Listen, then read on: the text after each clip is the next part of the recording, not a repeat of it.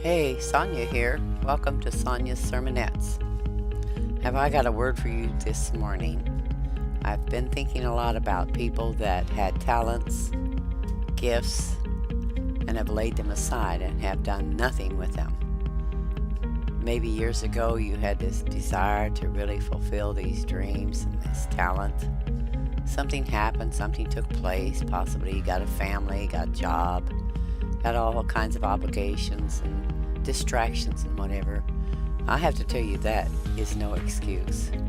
There's always time for your talent. There's always time that you can take out. Put aside some time just for that you can pursue those dreams. That can be a complete part of your family and part of your life. You're an unhappy individual if you're not doing what you've been called to do. You can't be content with your life if you have suppressed your gifts and your talents. Possibly you felt like you were going to be a musician and you really loved music. I really love music. It's a motivation that just stimulates your soul and your being, and you have that gift and that talent that you've laid aside that could possibly reach out to the world. We have no limitations today. Now, years ago when I first started out ministering, we had to drive in ice and snow and sleet and rain and hail, whatever it was. Go out when you didn't even feel good, just and work and strive and carry on. But today we have access, so many easy accesses, things that we can achieve and accomplish the work that we're called to do. I can sit here in my room on this computer and talk to the world. Think about that. That's what you could do. Maybe you wanted to be a teacher. Why aren't you teaching then? Well, I didn't finish school. Possibly you're really good at something. Why aren't you teaching? Why aren't you working at it? Why aren't you doing something with it? Possibly you're an artist. I recall a time when I went to college and was taking an art class. I wanted to learn a little bit more about drawing, and by the way, I'm not a professional artist, but I do still draw. And I wanted to learn a little bit more about art and whatever, and we had this classroom full of students.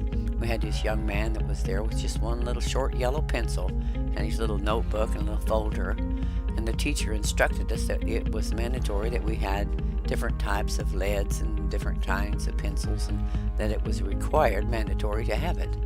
And the young man said, I draw with this short little pencil. I draw with this pencil.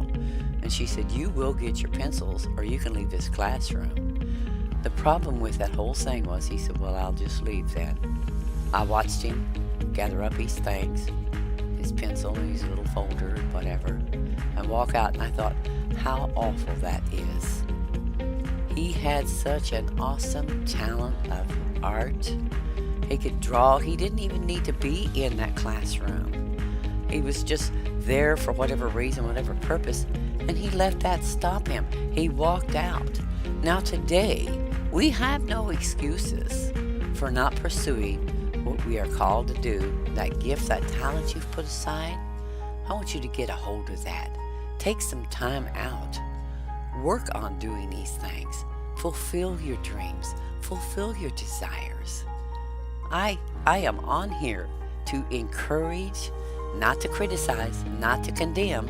You know, it's already said, through a great writer said this, Father didn't send his Son into the world to condemn the world. So we don't condemn each other, nor do we condemn ourselves.